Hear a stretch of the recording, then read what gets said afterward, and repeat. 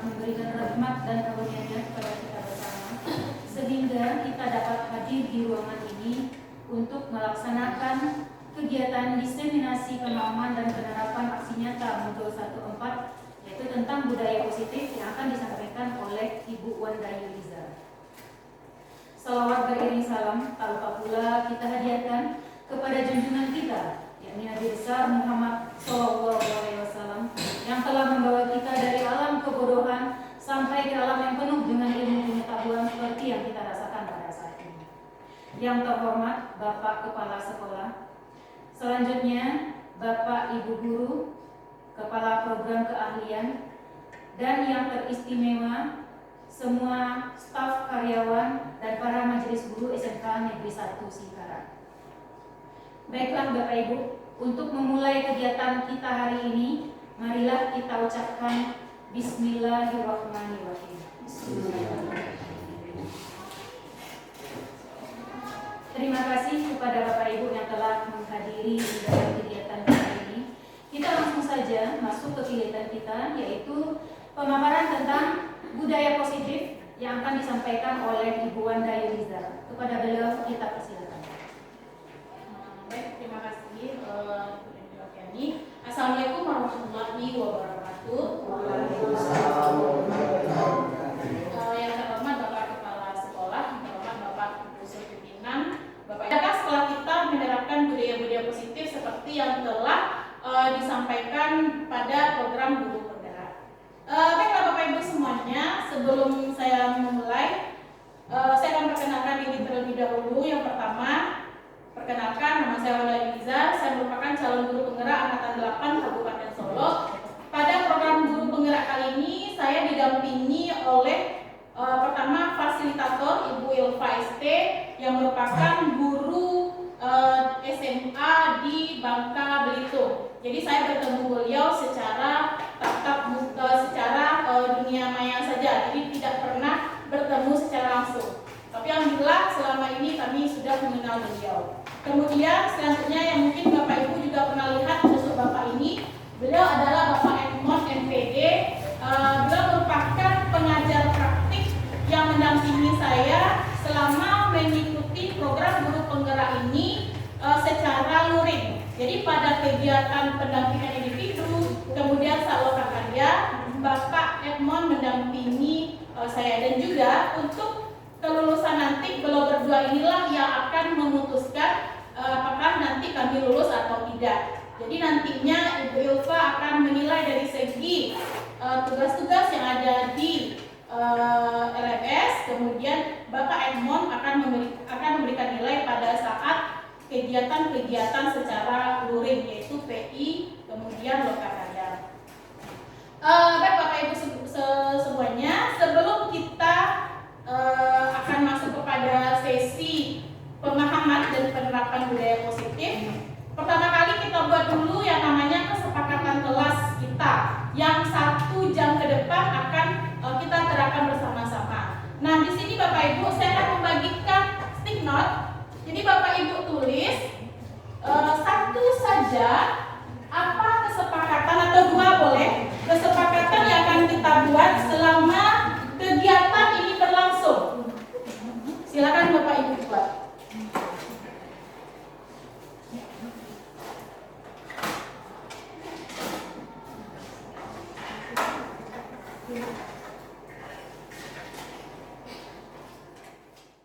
Silakan Bapak Ibu buat 1 atau 2 apa kesepakatan kita dalam kegiatan diseminasi ini. Ya, nantinya kita akan menaatinya secara bersama.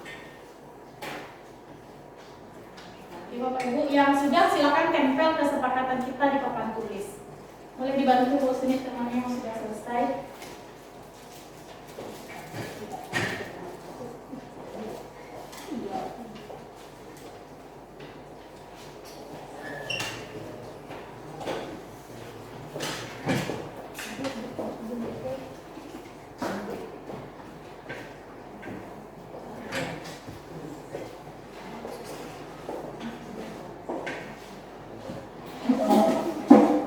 Oke, sekarang kita lihat apa kesepakatan yang akan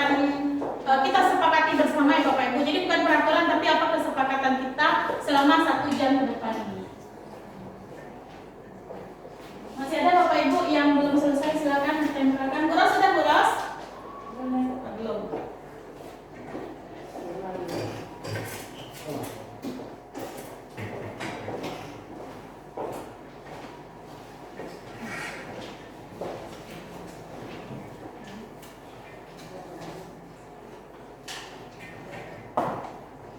Sudah Bu Fitria? Ya, silakan Bu Fit.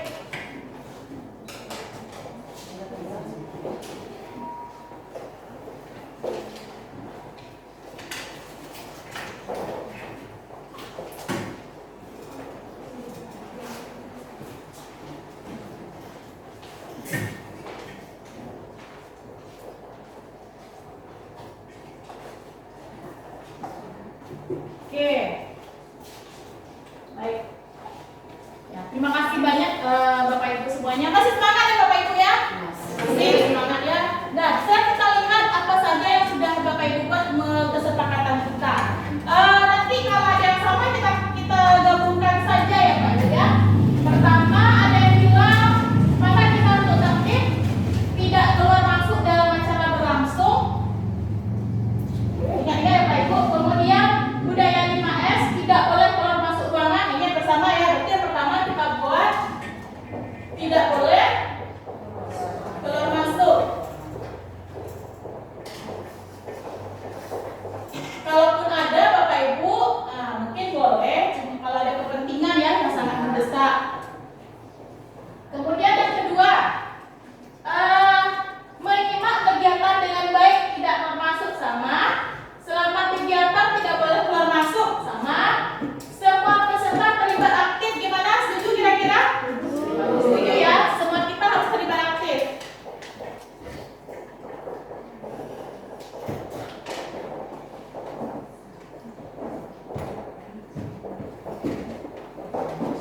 Selanjutnya, pada saat meminta izin bertanya angkat tangan. Nah, gimana Pak Ibu? Jadi nanti kalau ada yang bertanya atau ingin menjawab pertanyaan, tunjuk tangan dulu, jangan seperti berhutang kita. Gimana, setuju Bapak Ibu? Oke, jadi jika ada yang bertanya atau izin ya,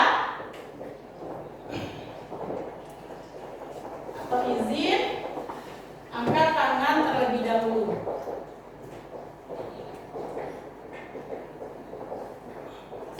Oke, sekarang kita lihat lagi HP disilentkan. Gimana kira Bapak Ibu? Ya, supaya tidak mengganggu ya. Jadi HP disilentkan, nggak usah dinonaktifkan, disilentkan. Jika ada telepon rasanya yang mendesak, silakan Bapak Ibu angkat tangan, izin silakan keluar dari ruangan. Berarti HP kita silentkan.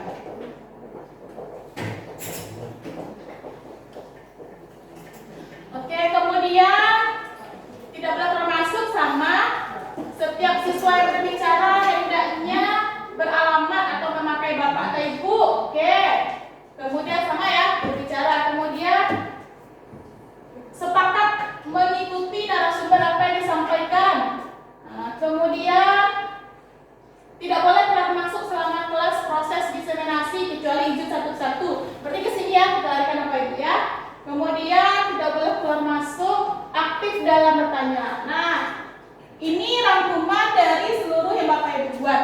Ya, jadi kesepakatan kita hari ini dalam acara diseminasi adalah yang pertama, tidak boleh keluar masuk ruangan kecuali izin ya, ada keperluan yang mendesak. Yang kedua, setiap peserta terlibat aktif.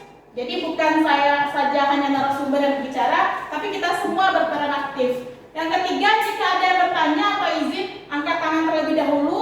Kalau sudah dipersilakan berbicara, silakan berbicara. Kemudian yang keempat, HP disilentkan. Jika ada telepon yang penting yang masuk ke HP Bapak Ibu, silakan angkat tangan, silakan izin keluar. Setuju semuanya? Tepuk ya. Kalau di kegiatan itu tepuk-tepuk itu adalah penyemangat. Ketika saya bilang tepuk satu, yes. Tepuk dua, oke. Tepuk tiga. Apa tepuk tiganya? Semangat. Tepuk empat, konsentrasi. Tepuk lima, siap belajar. Tepuk rame. Bisa nggak Pak Ibu? Oke, kita coba ya. Baik. Tepuk satu. Maaf saya salah ya. Kita ulangi, tepuk satu. Yes. Ayo keluarkan suaranya Bapak Ibu. Tepuk dua. Oke. Tepuk tiga. Semangat. Tepuk empat. Konsentrasi. Tepuk lima. Siap belajar. Tepuk rame. Oke. Ya, tepuk tangan untuk kita bersama. Baiklah Bapak Ibu semuanya, pada kegiatan ini saya akan memaparkan beberapa konsep budaya positif yang akan kita bahas nanti secara bersama-sama. Yang pertama adalah perubahan paradigma belajar. Ternyata paradigma belajar ini selalu ada perubahan, tapi kita selalu mengikuti perubahan itu, tidak stagnan. Seperti kita sudah tahu bahwasanya semua itu akan berubah kecuali perubahan itu sendiri. Nah, begitu juga dengan belajar. Yang kedua ada disiplin positif. Ya, Pak Ibu ya. Yang ketiga ada motivasi perilaku manusia. Yang keempat kebutuhan dasar manusia. Yang kelima posisi kontrol restitusi. Pernah dengar nggak Bapak Ibu apa itu restitusi? Belum ya? Nah, mungkin sekarang baru dengar. Nanti kita akan sampaikan. Kemudian selanjutnya keyakinan kelas. Nah, keyakinan kelas mungkin yang kita tahu peraturan, jarang kita menggunakan keyakinan. Nah, yang kita buat sebentar ini Bapak Ibu, ini adalah keyakinan kita. Yakin kita, inilah yang akan kita patuhi bersama-sama. Selanjutnya ada segitiga restitusi. Nah, jadi akan berhubungan nanti antara posisi kontrol restitusi dan segitiga restitusi. Baiklah Bapak Ibu semuanya, sekarang kita masuk. Nah, ya kita bermain dulu ya Bapak Ibu ya. Bapak Ibu ini apa ini? Kepalan tangan. Nah, sekarang bermain kita berpasangan nih. Ya, berpasangan. Kalau bisa laki-laki dengan laki, perempuan dengan perempuan. Gak mungkin nanti Bapak Andi akan megang-megang tangan Ibu Sumi ya.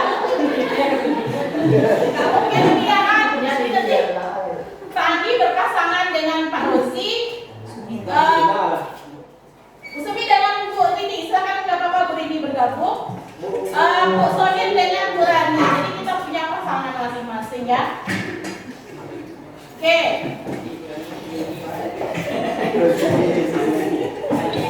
Ada yang ini jangan. Dah.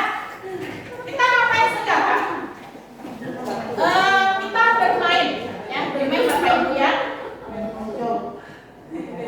Nah, kalau kita lihat, nah silakan Bapak Ibu baca.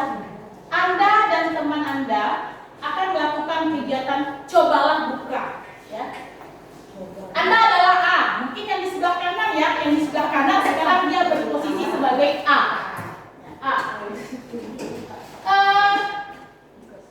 Tugas Anda mengepalkan tangan, ayo. Yang di sebelah kanan mengepalkan tangan, ya. Kemudian coba Anda bayangkan bahwa Anda menyimpan sesuatu yang berharga di kepalan tangan ini. Bisa uang, bisa emas, bisa berlian, bisa chip. Ya, chipnya chip berharga ini. Ya, ada data-data misalnya kan. Pokoknya yang berharga sekali. Selanjutnya, Anda hanya perlu menjaga benda tersebut sekuat tenaga karena begitu pentingnya dalam kehidupan Anda yang ada di dalam kepalan tangan ini. Nah, tugas rekan Anda berarti di sebelahnya, berarti Bu Rani nanti mengepalkan tangan, Bu Soni tugasnya adalah dan juga yang lainnya mencoba segala cara untuk buka kepalan tangan teman yang sebelahnya. Buka segala dengan cara, ya. Boleh dengan membujuk, ya. Ayolah, bukalah, kan? Atau menghardik, buka lah, buka, ya. Atau dengan intimidasi. Kalau Anda buka, awas, gitu, tak tumpang, Anda dong. Atau memarahi, atau menggoda, atau mengkritik, kan bisa saja kan? Nah, bahkan menawari uang. Nah, itu gimana ya? Sekarang coba kan Bapak Ibu. Nah,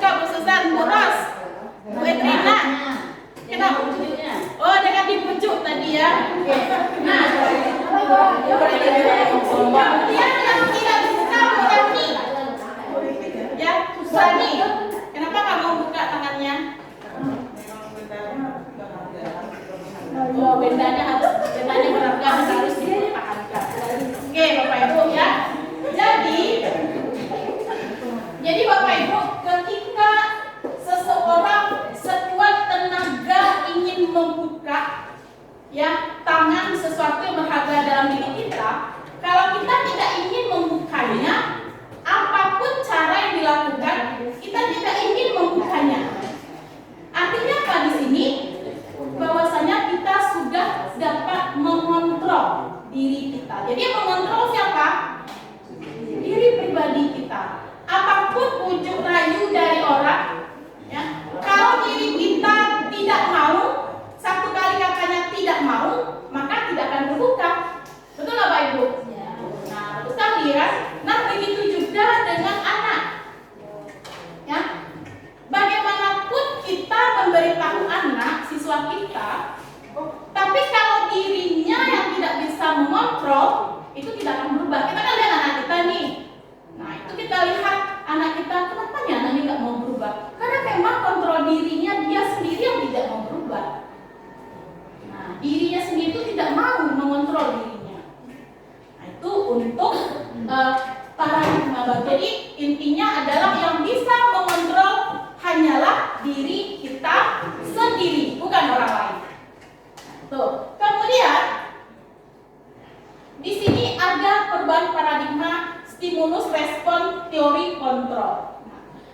Ada miskonsepsi tentang teori kontrol. Sekarang saya tanya, miskonsepsi apa artinya? Coba Burani. Miskonsepsi itu apa Burani? Salah konsep. Yang lainnya? Ingat ya kesepakatan kita, acungkan tangan dulu ya. Apa miskonsepsi? Apa Bu Sonia? Kesalahan konsep. Benar ya? Jadi miskonsepsi itu adalah konsep yang sedikit melenceng. Ya. Apa miskonsepsi kita selama ini? Kita menganggap ilusi guru itu mengontrol murid. Kita mengontrol anak. Kamu harus masuk jam sekian, keluar jam sekian. Kamu harus mengerjakan PR. Kamu harus ini, kamu harus itu. Sebenarnya ini ilusinya guru mengontrol murid. Nah, sebenarnya kita tidak bisa memaksakan bahwa kita harus memaksa anak untuk melakukan suatu perilaku tersebut. Tidak bisa. Tetapi adalah anak itu memilih perilaku apa yang mereka ingin lakukan, kita mengarahkan. Nah, itu maksudnya Bapak Ibu. Jadi ini adalah ilusi guru mengontrol murid. Yang kedua, ada ilusi bahwa semua penguatan positif, efektif dan bermanfaat. Jadi kalau kita berikan penguatan yang nak, ya, kita berikan penguatan anak-anak, kamu harus rajin belajar setiap hari ya. Kamu jangan terlambat lagi. Tapi sebenarnya secara tidak langsung kita udah mengontrol anak nih. Padahal sebenarnya di luar dugaan kita nggak tahu anak ini sedang apa dia di luar, apa yang terjadi di rumahnya. Nah, itu miskonsepsi yang kedua. Yang ketiga, ilusi bahwa kritik dan membuat rasa bersalah mampu menguatkan karakter. Nah, kamu jangan begitu ya. Nanti orang tuamu sedih. Nah, anak-anak ini kalau udah dengar kata orang tua kan sudah agak melo dia kan. Jadi dia merasa, oh iya, saya salah ternyata. Sudah melawan orang tua atau melawan guru. Ini konsepsi yang ketiga. Nah, keempat, ilusi bahwa orang dewasa berhak memaksa. Nah, kita menganggap bahwa kita adalah guru punya tanggung jawab untuk mengontrol anak kita. Padahal tidak. Ya, ingat yang mengontrol siapa tadi Bapak Ibu? Diri mereka sendiri. Jadi sekuat tenaga apapun kita ingin mengontrol, sebenarnya itu tidak bisa. Hanya datang dari mereka sendiri. Itu yang kedua, perubahan paradigma stimulus respon dari kontrol. Kemudian kita lanjutkan. Ini masih dalam hal yang sama. Stimulus respon teori kontrol. Apa kata teori stimulus respon? Katanya adalah kebutuhan kita tuh sama. Jadi kita menganggap setiap anak itu kebutuhannya sama semuanya. Padahal tidak. Nah, inilah yang diubah oleh teori kontrol. Bahwa kebutuhan setiap anak itu beda-beda. Yang ini mungkin butuhnya dia ingin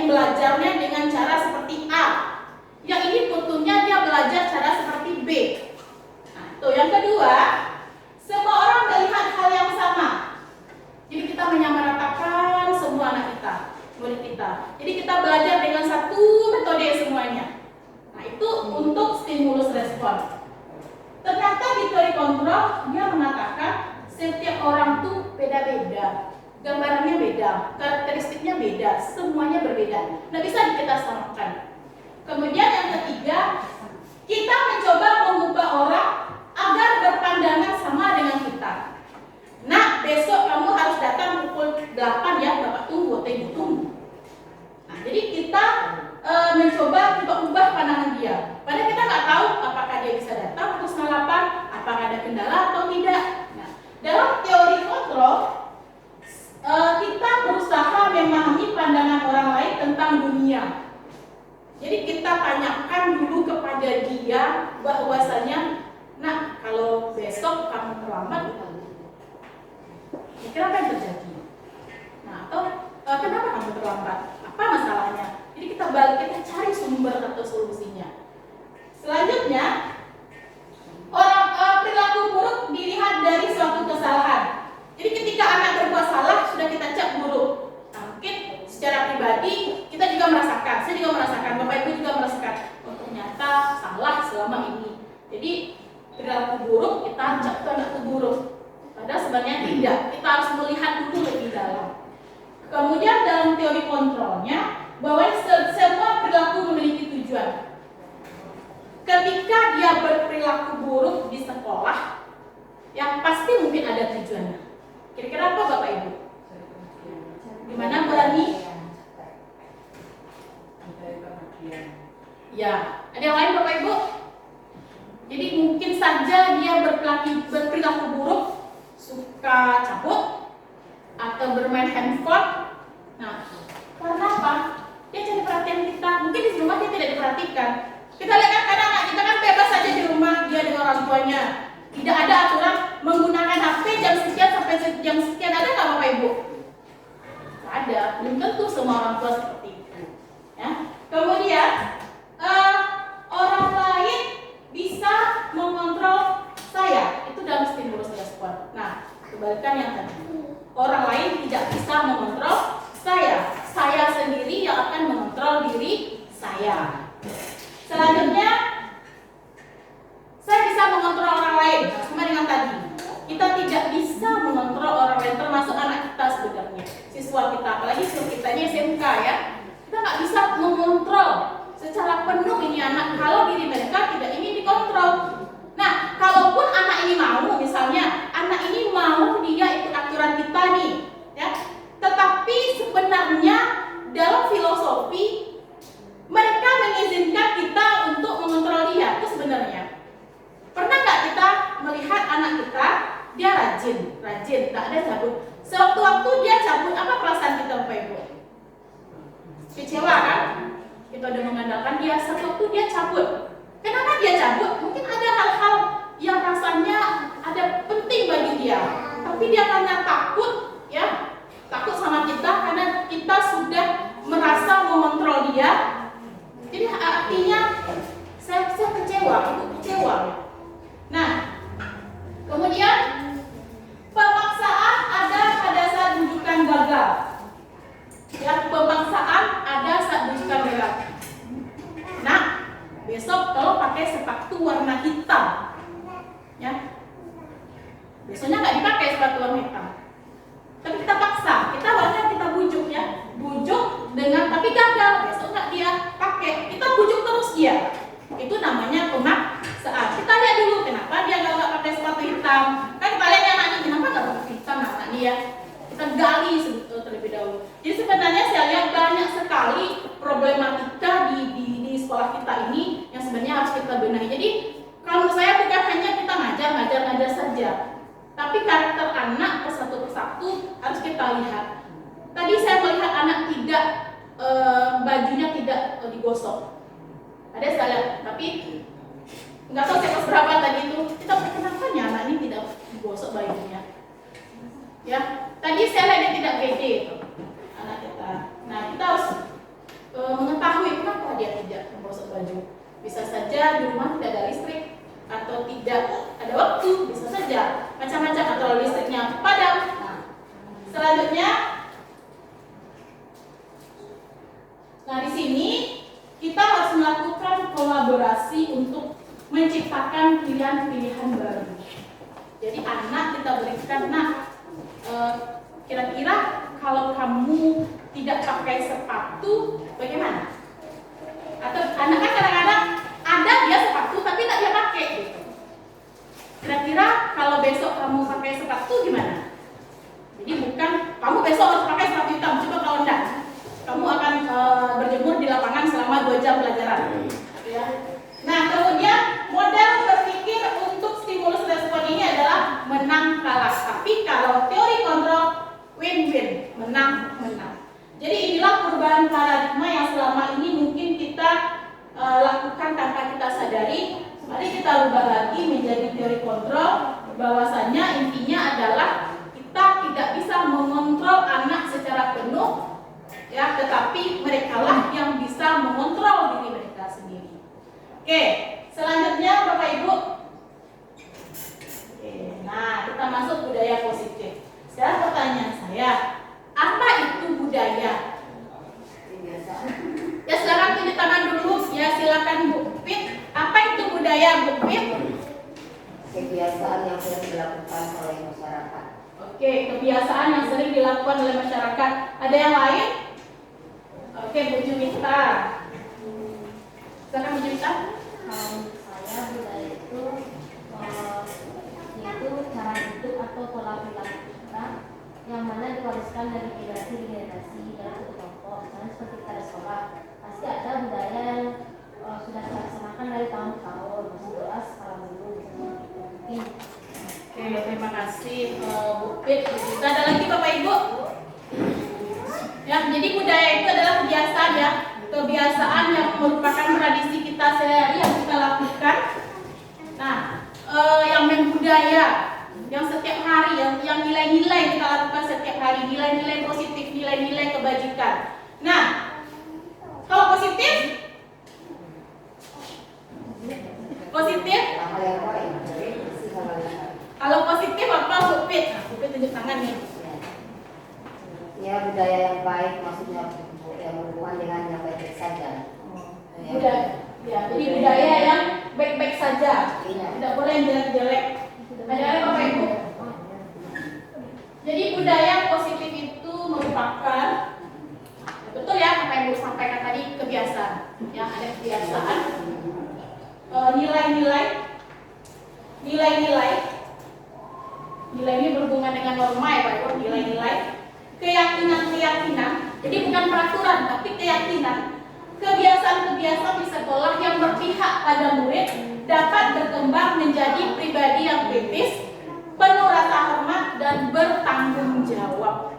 Nah, inilah budaya positif yang ada di dalam pemaparan Ki Hajar Dewantara. Bahwasannya tugas kita sebagai guru adalah menuntut tumbuh kembangnya anak agar dia mencapai keselamatan dan kebahagiaan sesuai dengan kodrat alam dan kodrat zaman. Jadi kita menuntun bukan menuntut.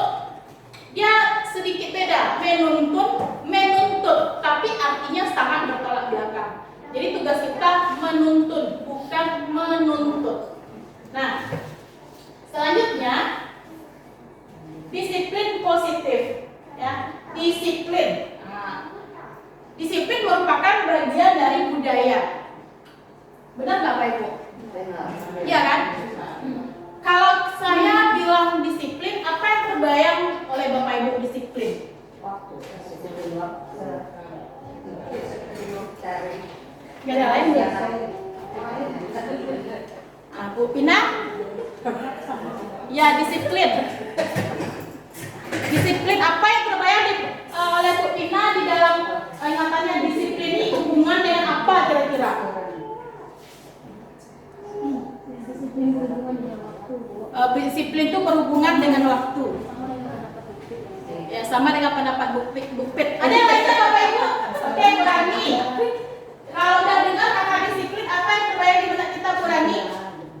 Sesuai dengan kesepakatan,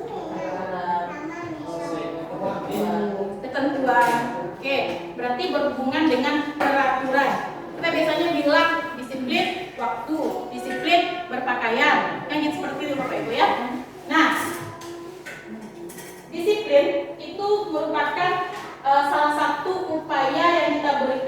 kepada anak sebenarnya tanpa ada ancaman ataupun hukuman. Sementara selama ini konsep kita adalah disiplin itu erat dengan peraturan. Anak patuh terhadap aturan sekolah. Kan seperti itu.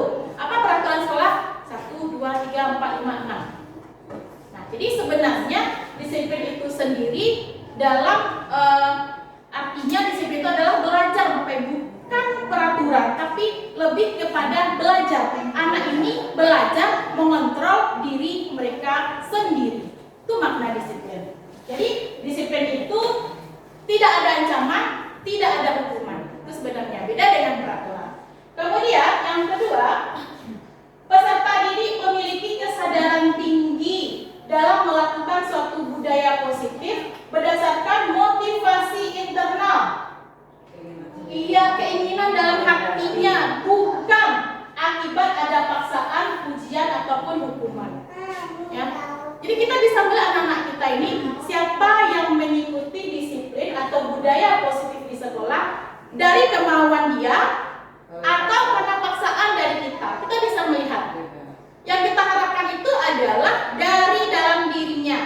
Dia ingin mengikuti peraturan sekolah memang dari dalam dasar hatinya, bukan karena takut hukuman, bukan karena kita memaksa dia atau kita ancam dia, bukan, tetapi datang dari diri mereka sendiri. Selanjutnya disiplin positif lebih ke arah disiplin diri yang dapat mengontrol diri. Jadi ini ya Bapak Ibu ya kata kuncinya, mengontrol diri mereka dalam melakukan segala tindakan. Nah, jadi mungkin mulai dari sekarang kita coba lambat laun untuk mengubah persepsi kita tentang disiplin.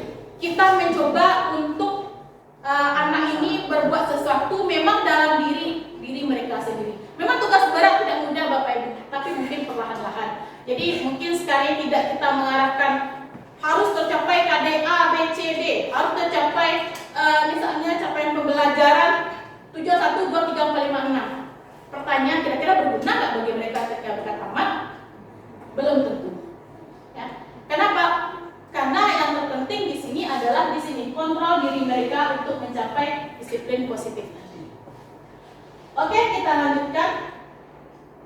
Disiplin positif ini tadi suatu cara menerapkan budaya positif yang bertujuan menumbuhkan kesadaran. Nah, berapa kali kita lihat ya Bapak Ibu, kesadaran serta memberdayakan murid untuk melakukan sesuatu tanpa ada sogokan, ancaman maupun hukuman.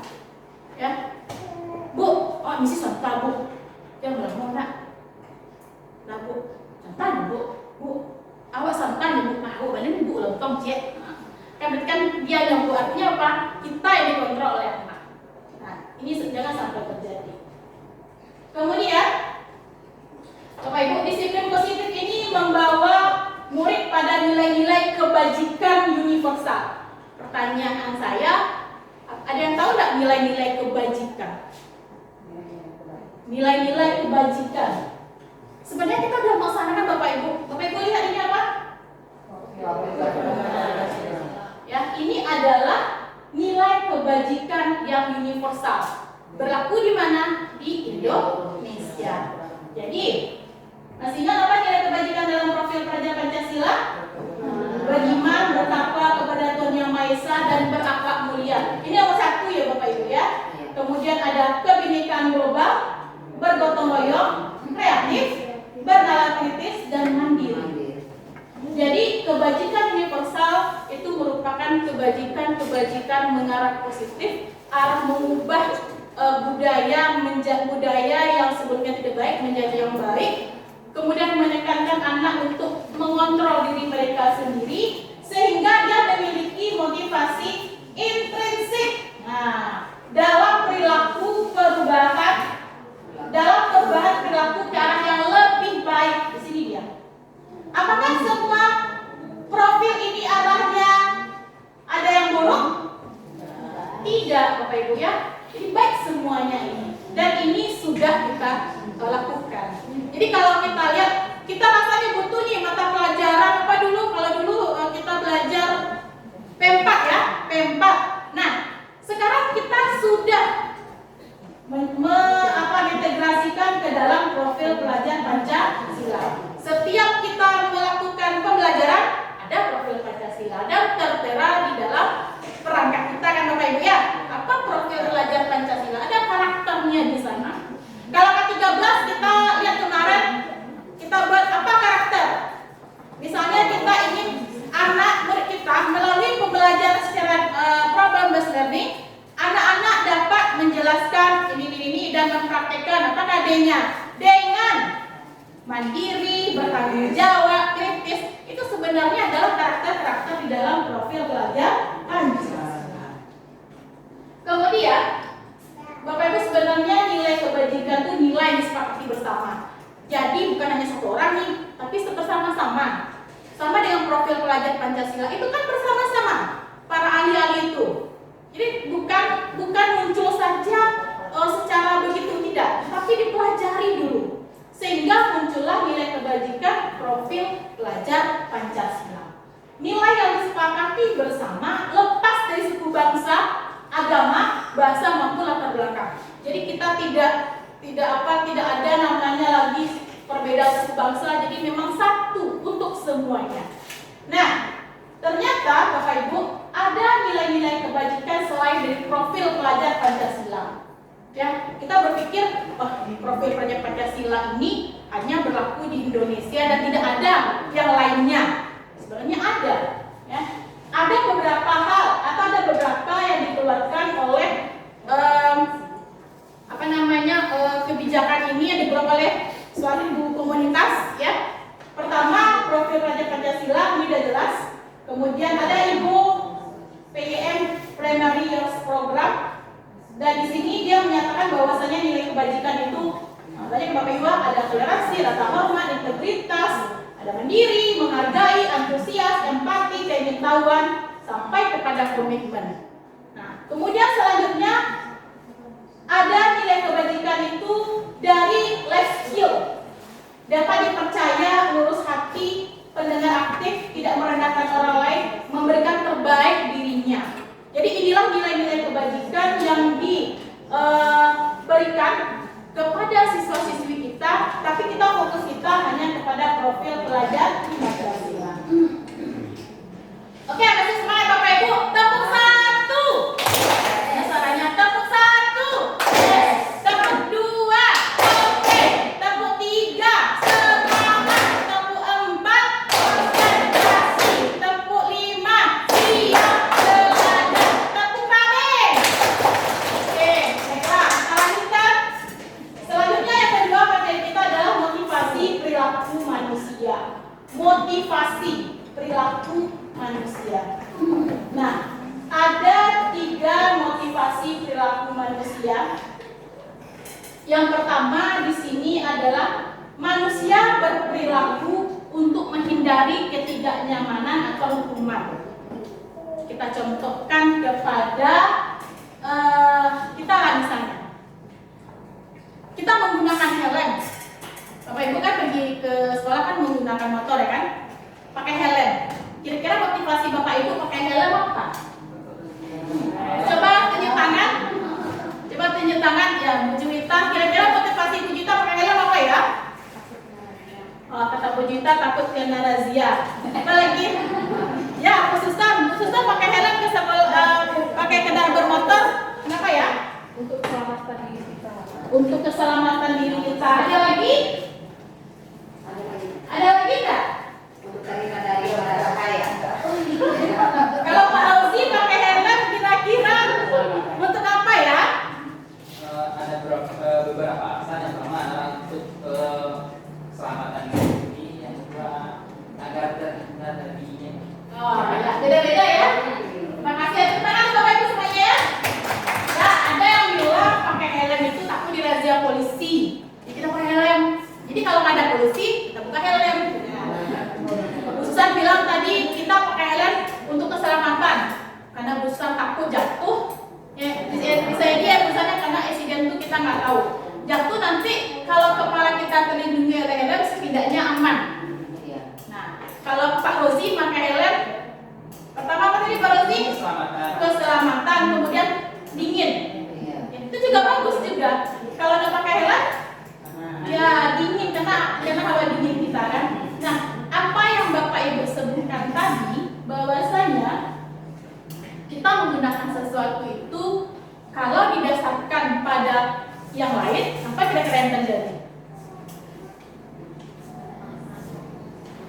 Kalau misalnya nih, Bu Juwita nggak pakai helm, ada polisi, apa yang terjadi kira-kira? Apa yang Bu Juwita lakukan? Apa yang Bu Juwita ya? Saya Pak. Saya akan kena tilang. Iya, kena tilang. Ini yang akan saya lakukan agak berbeda. Jadinya kalau ada polisi kita menjadi jalan lewat jalannya jalan pas ya. Jadi kalau kita lihat ya, tidak memakai helm, pas nampak polisi di depan, kita putar lagi, kita cari jalan-jalan yang tidak ada polisinya. Berarti kita menggunakan helm karena takut. Yang takut apa? Karena ada hukuman. Tadi kena tilang. Ya. Kemudian yang perlu kita yakini adalah bahwasanya menggunakan helm itu untuk apa sebenarnya? Keselamatan diri kita. Ya, kita selamat diri kita dan kita perjalanan kita cukup jauh. Nah, itu kata Bu Susan dan Pak Rozi. Tidak terkena angin atau hawa dingin. Kalau terkena nanti sakit juga ya kan. Berarti kita yakin bahwanya helm ini kita pakai untuk keselamatan diri kita. Itu motivasi yang kita lakukan atau motivasi dalam diri kita. Kemudian yang kedua, motivasi pelaku manusia itu untuk mendapatkan imbalan atau penghargaan dari orang lain. Contohnya apa ini?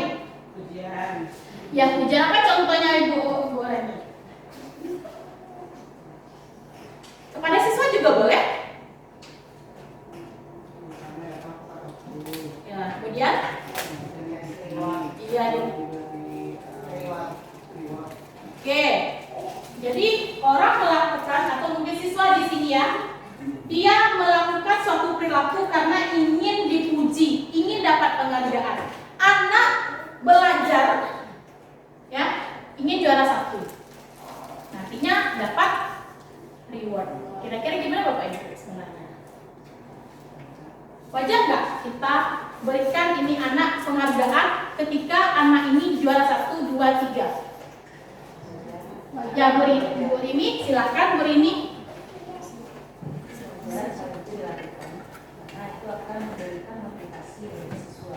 Oke, wajar kata Bu Rini karena memberikan motivasi bagi siswa. Pernah nggak terpikir boleh kita bagaimana anak-anak yang peringkat kelas terakhir atau merah? Apa katanya? Allah nak kejuaraan gitu saja, mengalahnya rajin mana? Itu kira-kira ya kan? Jadi apa? Mereka tak akan pernah termotivasi. Ya, jadi sebenarnya Bapak Ibu kita memberikan penghargaan itu bukan dalam bentuk benda, itu yang harus kita hindari. Jadi harapan saya adalah untuk masa yang akan datang kita juga di sekolah ini berikanlah apresiasi kepada anak dalam bidang apapun. Dalam bidang apapun. Jadi bukan saja hanya akademiknya, tapi dalam bidang apapun. Jadi kalau bisa, mungkin ini saran saya kepada sekolah, ketika nanti kenaikan kelas atau ke semesteran, ketika anak menerima rapor itu jangan hanya 1, 2, 3 saja yang diberikan, berikan semuanya. Kita bisa cobakan nih Bapak Ibu, kira-kira gimana ya? Ya, mungkin hanya dengan pena saja atau buku saja 1, tapi kita kasih semuanya. Ini anak yang diskusinya bagus, kan bisa ya kan? Tapi jangan ini yang sabut, jangan seperti itu. Ini anak yang selalu tepat waktu datang misalnya. Ini anak yang apa, kita cari yang positif-positif saja. Kira-kira apa ya tanggapan anak ini? Nah, jadi sekarang ini itulah yang diharapkan oleh pemerintah. Tidak ada lagi yang namanya penghargaan dalam bentuk reward barang. Yang kita berikan adalah apresiasi. Bagus kamu memang. Ya, semuanya, jangan hanya 1, 2, 3, semuanya kita berikan. Nah itu. Jadi itu yang kedua. Yang ketiga, untuk menjadi orang yang mereka inginkan dan menghargai diri sendiri dengan nilai-nilai yang mereka percaya. Ya. Nah, sekarang pertanyaan saya, dari ketiga ini, manakah motivasi yang ada dalam diri dan mana motivasi yang datang dari luar atau ekstrinsik? Mana motivasi intrinsik, mana motivasi ekstrinsik? Ayo, Ibu, tunjuk tangan. Ya, Bu Rani. Nomor 1 dan 2 ekstrinsik, nomor 3 intrinsik. Intrinsik. Nah, kenapa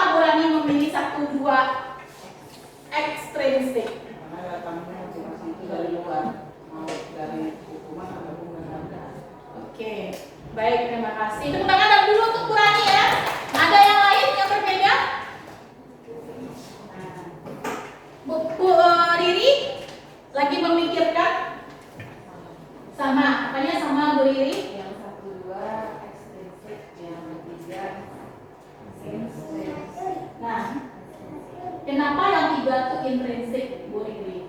Karena di sana kan ada kata-kata menghargai diri sendiri. Bukan bagaimana motivasi kita dari diri sendiri untuk merubah. Ya, betul ya. Karena di sana lihat ya. Jadi motivasi 1 dan 2 itu adalah motivasi eksternal atau ekstrinsik, datangnya dari luar. Sementara yang kita harapkan adalah ini dia beasiswa kita, motivasi intrinsik. Jadi kata kuncinya di mana di sini? Iya, menghargai diri sendiri dan nilai-nilai dipercaya. Jadi mereka rajin belajar karena mereka yakin dengan belajar akan bisa merubah mindset mereka, akan bisa mengubah perilaku mereka. Jadi memang dari dalam diri mereka sendiri. Kemudian lanjutkan. Nah, ini ada kasus Bapak Ibu ya. Bisa lihat nggak? Saya bacakan. Iva kurang menguasai pelajaran matematika. Jadi selama saya guru penggerak, jadi kelas itu guru matematika saja. Yang berguru matematika. Ya, Iva kurang menguasai matematika sehingga pada saat pelajaran tersebut berlangsung, dia lebih banyak berdiam diri atau menggambar di buku pelajarannya. Pada saat guru matematikanya Pak Seno menanyakan pertanyaan, Iva menjadi gugup dan tak sengaja menjatuhkan tas dari kursi. Serta tiba-tiba menjadi gagap pada saat berupaya menjawab. Seluruh kelas pun tertawa melihat perilaku Iva yang berbicara tergagap dan terkejut tersebut. Pak Seno pada saat itu membiarkan teman-teman Iva menertawakan Iva yang tergagap dan malu luar biasa. Dan malahan minta Iva untuk maju ke depan dan berdiri di depan kelas sambil menunjuk hidungnya karena tidak bisa menjawab pertanyaan Pak Seno. Kelas semakin gaduh dan anak-anak pun tertawa melihat Iva di depan kelas memegang ujung jarinya. Nah, pertanyaannya, apakah Bapak Ibu setuju dengan tindakan Pak Seno terhadap Iva? Kalau iya, mengapa? Kalau tidak, mengapa? Silakan Ibu yang apa? Silakan Bu Rini. Jelas sekali saya tidak setuju dengan hal tersebut, karena itu berarti kita merendahkan siswa tersebut. Kalau memang siswa ini ada rasa tidak percaya diri, kita sebagai guru harus membangun bagaimana siswa kita ini lebih percaya diri dengan bisa jadi meredam segala keresahan keributan yang dibuat oleh teman-temannya dan kembali meningkatkan kepercayaan diri Iva tersebut. Kita anggap sebagai siswa yang mungkin ada perasaan apa namanya seperti demam panggung lah istilahnya. Oke, terima kasih Bu Rini. Ada yang lain Ibu? Setuju ya? Jadi apakah setuju dengan tindakan Pak Seno terhadap Iva? Ya. Karena dia telah apa yang dia tadi? Iya, menjatuhkan diri Iva akhirnya. Ya, mungkin dia tergagap. Kemudian dijelekkan pula lagi, ditunjuk-tunjuk pula hidungnya lagi. Nah, jadi pertanyaan yang kedua, menurut Ibu apakah tindakan Pak Seno terhadap Iva ini hukuman atau konsekuensi? Hukuman. Apa? Apa Bu Ros? Kertas Bu Ros? Hukuman. Oke, kalau Bu Sumi termasuk hukuman. Apa kata kuncinya di sini? Dia Pak Seno membiarkan teman-temannya menertawakan Iva. Itu yang pertama. Yang kedua, Pak Seno menunjuk-nunjuk hidung Iva karena tidak mau menjawab. Nah, ternyata hukuman dan konsekuensi itu berbeda, Ibu. Ya, Ibu ya. Pertama, hukuman itu tidak terencana. Tidak terencana, ya bisa tiba-tiba saja tanpa kita sadari. Kemudian murid tidak dilibatkan. Jadi hukuman itu lebih kepada satu arah, yaitu guru. Dan yang ketiga, hukuman itu berupa fisik atau psikis. Kalau Iva tadi udah dua dikena ya kan, fisik juga, psikis juga. Kalau dari segi fisik, berdiri di depan kelas di apakah hidungnya Iva. Kemudian kalau hukuman psikis, mentalnya kena, ya mentalnya kena. Kemudian yang kedua ada konsekuensi. Nah, konsekuensi ini adalah di atas hukuman Bapak Ibu ya, di atas hukuman.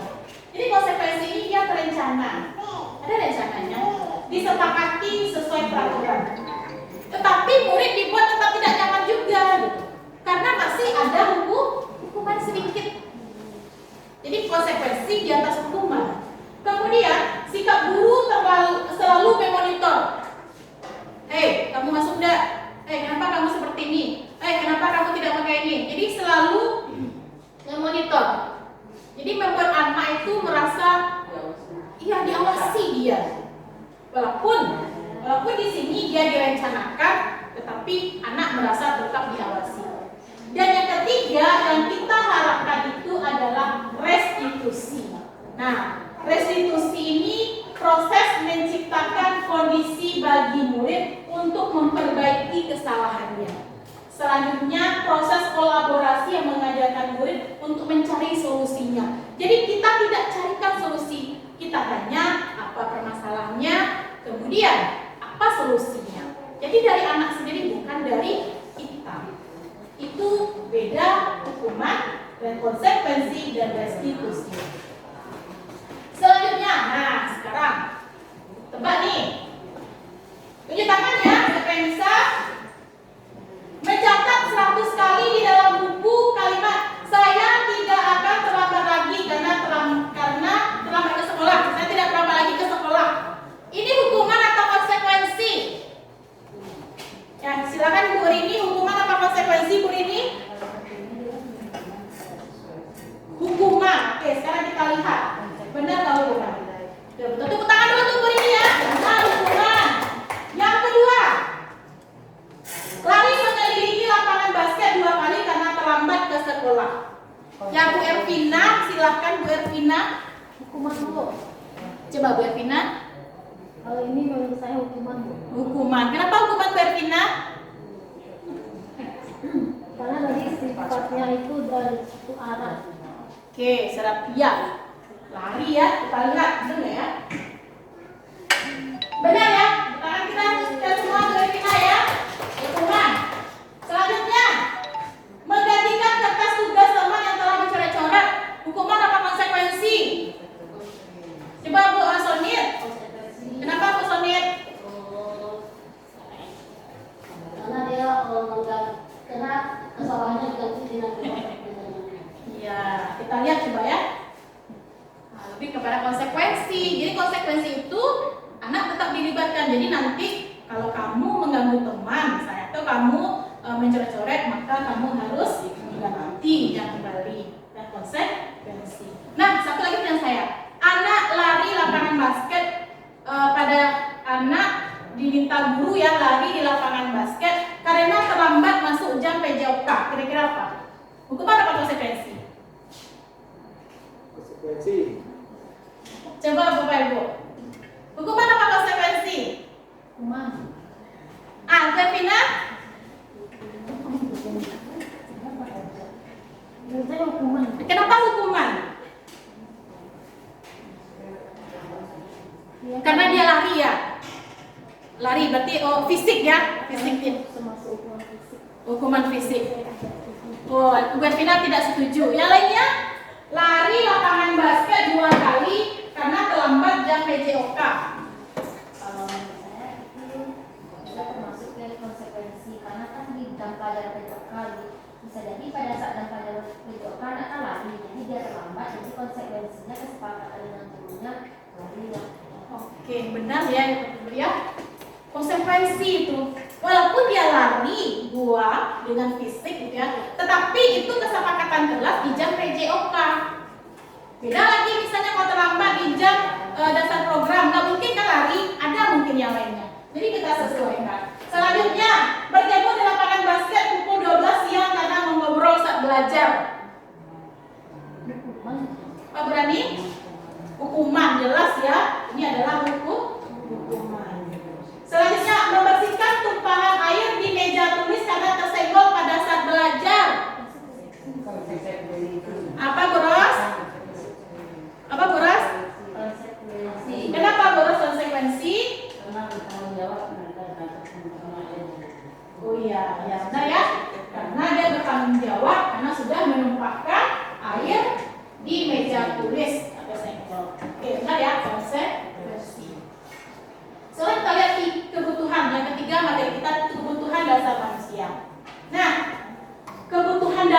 dasar tuh akarnya ya, kebutuhan dasar manusia adalah segala sesuatu yang kita lakukan untuk mendapatkan apa yang kita inginkan. Seluruh tindakan yang kita lakukan memiliki tujuan tertentu, dan semua usaha terbaik yang kita lakukan adalah dalam rangka agar kebutuhan dasar kita terpenuhi.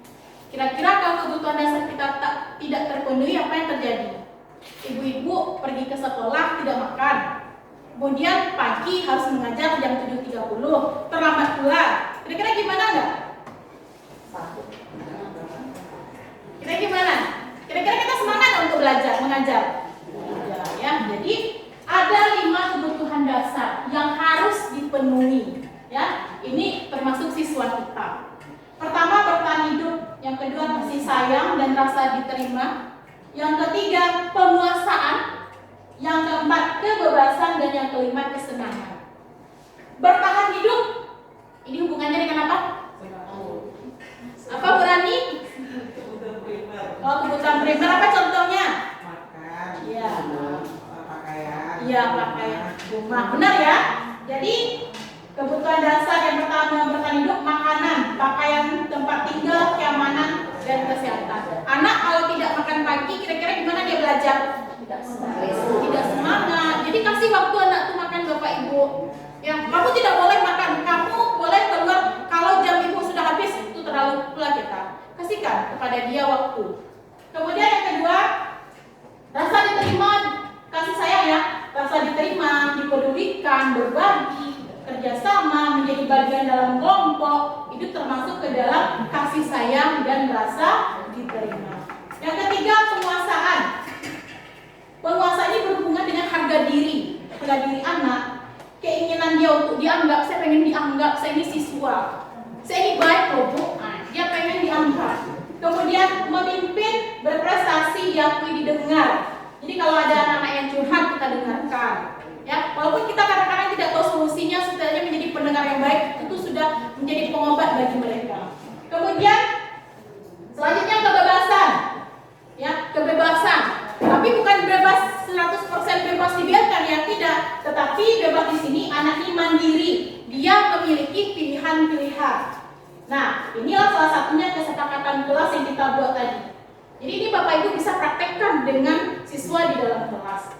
Kemudian mencoba hal baru.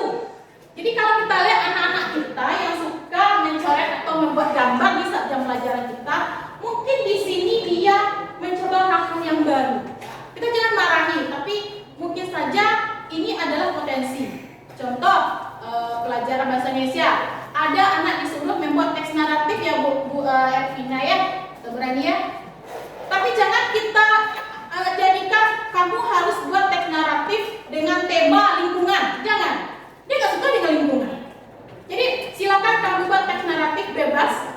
Kadang anak yang suka memasak, dia buat teks naratif memasak. Anak yang suka dengan bermain game online, dia buat juga dengan versi dia. Jadi berikan dia kebebasan. Kemudian yang terakhir adalah kesenangan. Jadi anak itu butuh kesenangan, dia bermain, humor, antusias, tertawa, dia bahagia dia. Nah itu. Kemudian selanjutnya keempat, posisi kontrol restitusi. Oke, ada 5 posisi kita sebagai guru. Nah sekarang kita lihat kita di posisi mana ini Bapak Ibu ya. Pertama penghukum, yang kedua sebagai teman, yang ketiga pembuat rasa bersalah, yang keempat pemantau, dan yang kelima manajer. Nah, kita perhatikan di mana posisi kita. Nah, dari posisi yang 5 ini, kita diharapkan guru ada sebagai posisi manajer. Posisi penghukum. Ya, posisi penghukum ini contohnya seperti ini Ibu ya. Kasusnya siswa tidak memakai atribut lengkap saat upacara. Apa posisi kita kalau sebagai penghukum? Kamu hormat ke bendera selama 1 jam. Kalau itu kita lakukan berarti posisi kita sebagai penghukum. Kemudian yang kedua, berapa kali Bu bilang nak, berapa kali Bu beritahu kepada kamu, kamu selalu mengecewakan Ibu. Kamu tidak memakai sepatu yang warna hitam. Nah kalau ini posisi kita sebagai pembuat rasa bersalah. Iya ya, saya tidak melakukannya. Kemudian selanjutnya, ayo dong aturan sekolah, tolong bantu ibu sekali ini. Nanti ibu kena marah sama kepala sekolah. Nah, kalau seperti itu berarti posisi kita adalah benar, ya. Kemudian selanjutnya, kamu sudah melanggar peraturan sekolah. Nah, kamu tahu konsekuensinya? Nah, upacara yang akan datang, kamu sudah ada atribut ya nak ya, jangan diulangi lagi. Kalau itu yang kita sampaikan, berarti posisi kita sebagai pemantau. Kata kuncinya di sini, konsekuensi. Selanjutnya adalah apakah kamu tahu kesalahanmu? Tahu katanya. Apa kesalahanmu nak? Kira-kira bagaimana kamu memperbaiki kesalahanmu? Jadi kita minta mereka lah yang mencarikan solusi dari kesalahannya, bukan kita yang mencarikan. Nah, inilah posisi yang kita harapkan dari seorang guru adalah sebagai seorang manajer. Selanjutnya, posisi kontrol apakah aku? Siapa dapat tunjuk tangan ya? Ya sudah, kali ini tidak apa-apa. Nanti ibu bantu bereskan. Ayo siapa yang bisa? Apakah penghukum, pemantau, pembuat rasa bersalah, teman atau manajer? Tunjuk tangan. Ya Bu Soni, sebagai teman, kita lihat ya. Benar sekali. Tepuk tangan untuk Bu Soni ya. Nah, tapi ini Bu Soni. Selanjutnya, posisi kontrol apakah aku? Apa rencanamu untuk menyelesaikan masalah ini, nak? Bu Susan? Kalau dari kasus ini posisinya sebagai manajer. Sebagai manajer. Kata kuncinya di mana kira-kira Bu Susan? Rencana untuk menyelesaikan masalah. Iya, kita lihat ya. Jadi anak diminta untuk mencarikan apa mencarinya. Betul ya, tepuk tangan untuk Bu Susan. Oke, selanjutnya posisi kontrol apakah aku? Kamu selalu saja salah. Bu Riri? Penghukum. Kita lihat. Benar ya, penghukum. Kamu selalu saja salah. Tidak pernah benar. Tepuk tangan untuk Bu Riri dulu. Oke, selanjutnya terakhir, posisi kontrol apakah aku? Nah, gimana coba kalau orang tuamu tahu kamu berbuat begini, nak? Pasti mereka akan kecewa. Siapa yang tahu? Ya, coba Bu Syur. Apakah sebagai teman, pembuat rasa bersalah, manajer?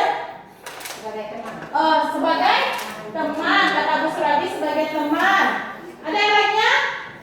Yang berani? Posisi apa ini? Pembuat rasa bersalah.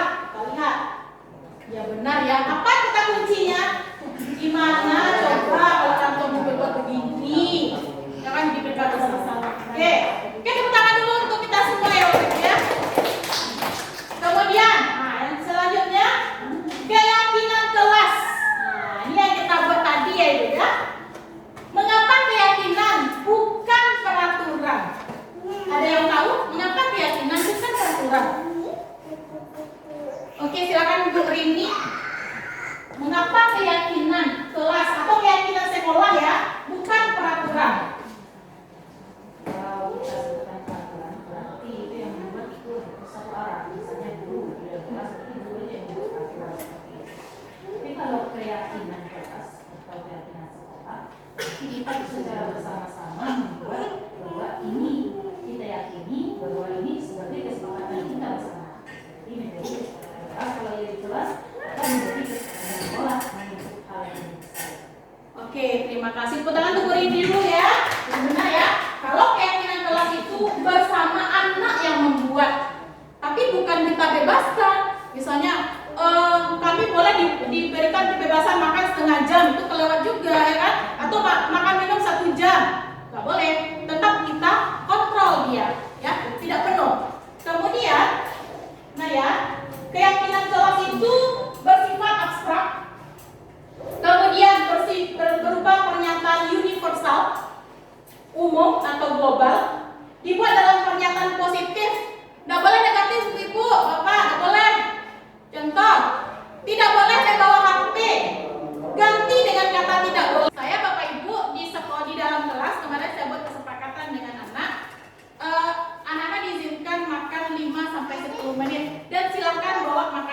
dalam kelas, saya izinkan. Karena kalau dia di kantin akan lama lagi ngobrol dengan teman selama jam. Silakan bawa. Bahkan boleh pesan sama orang kantin minta diantarkan ke kelas. Itu sudah saya terapkan dan alhamdulillah berjalan dengan lancar. Karena nggak ada keluar masuk gitu. Selanjutnya yang kelas yang terakhir di sininya, semua warga sekolah atau orang kelas dilibatkan saat membuat keyakinan. Nah, seperti yang saya lakukan tadi, ya, saya melibatkan Bapak Ibu untuk membuat kesepakatan kelas kita dalam 1 jam ini. Bapak Ibu juga praktekkan nanti, belum ada kata terlambat. Walaupun kita masih belajar 2 minggu ini sudah belajar, tapi Bapak Ibu masih bisa punya waktu untuk membuat keyakinan atau kesepakatan kelas. Ingat, libatkan anak-anak, tapi kita tetap mengontrol anak-anak. Ya. Selanjutnya, nah ini yang saya buat kemarin, Bapak Ibu ya, anak-anak, saya minta membuat kemarin apa keyakinan mereka atau yang kita sepakati, kemudian ditempel di sini. Kemudian kita buat. Nanti ini kita buat, kita ketik dan ditandatangani. Jadi nanti ada konsekuensinya. Mereka menentukan. Contoh di sini, ini tidak terbaca. Yang tidak mengerjakan tugas, Bu, maka disilakan membuat tugasnya di luar. Nah, mereka yang buat, tidak saya yang membuat, mereka yang membuat sendiri. Jadi nanti kalau ada yang tidak membuat tugas, mereka dengan otomatis membuat tugasnya di luar, bukan cabut. Tetap kita awasi. Kemudian yang terakhir adalah segitiga restitusi. Nah, ini tadi yang saya sampaikan, restitusi. Restitusi itu adalah proses menciptakan kondisi bagi murid untuk memperbaiki kesalahan mereka, sehingga mereka bisa kembali ke kelompok mereka dengan karakter yang lebih kuat lagi. Jadi ketika anak ada permasalahan, maka yang perlu kita lakukan, Bapak Ibu, ini dia segitiga restitusi. Ini segitiganya. Yang pertama, menstabilkan identitas. Yang kedua, validasi tindakan kesalahan anak. Dan yang ketiga, menanyakan keyakinan. Dan ini tidak boleh bolak-balik, harus berurutan. Gak mungkin ketika anak membuat salah, apa yang kamu yakini? Gak bisa. Tapi kita stabilkan identitas. Misalnya anak ini ada kemarin kasus misalnya apa ya, mengejek temannya, kemudian dibalas, ya kan? Ada yang dibalas main cakar-cakaran, kan bisa seperti itu. Nah, stabilkan dia dulu, stabilkan anak ini. Nah, bagaimana yang di sini? Pertama, menstabilkan identitas. Menstabilkan identitas berdasarkan prinsip membuat kesalahan adalah bagian dari proses pembelajaran. Nah, kenapa kamu memukul Ani? Yuk, Bu, karena dia mengejek bapak saya, Bu. Ya, oke, Ibu paham. Kalau Ibu menjadi kamu, Ibu mungkin melakukan hal yang sama, Nak. Karena siapa yang mau orang tuanya diejek? Ya kan? Kita stabilkan dulu identitasnya. Tapi ada kata-kata selanjutnya ya, bukan hanya sampai di sana. Nah, apa kata-katanya di sini untuk menstabilkan identitas? Ini Bu ya. Kalau nanti kita ingin menyelesaikan permasalahan anak, pertama stabilkan identitas dulu. Apa kata-katanya? Berbuat salah itu wajar.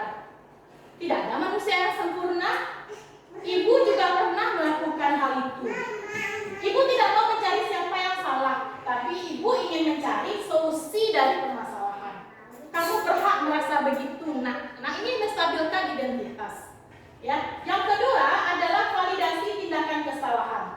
Nah, berdasarkan prinsip setiap perilaku berupaya memenuhi suatu kebutuhan tertentu. Nah, kita validasi tindakan kesalahan. Kira-kira gimana tindakan kesalahannya? Nah, apa kata-kata yang bisa kita gunakan? Nak, kamu pasti punya alasan mengapa kamu melakukan hal ini. Sama kayak tadi.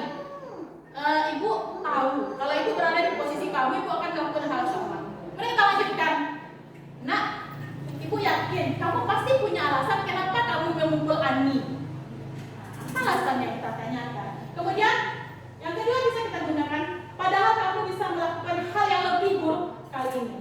Dari ini ya, kamu patut bangga karena telah melindungi sesuatu yang penting buatmu. Kamu melakukannya karena mempertahankan sesuatu yang penting bagimu. Nah, jadi ini adalah kata-kata yang dilakukan pada tindakan validasi tindakan yang salah. Kemudian yang terakhir baru menanyakan keyakinan. Nah, itu gunanya Bapak Ibu kita buat keyakinan kelas tadi. Nah, kita lengkapi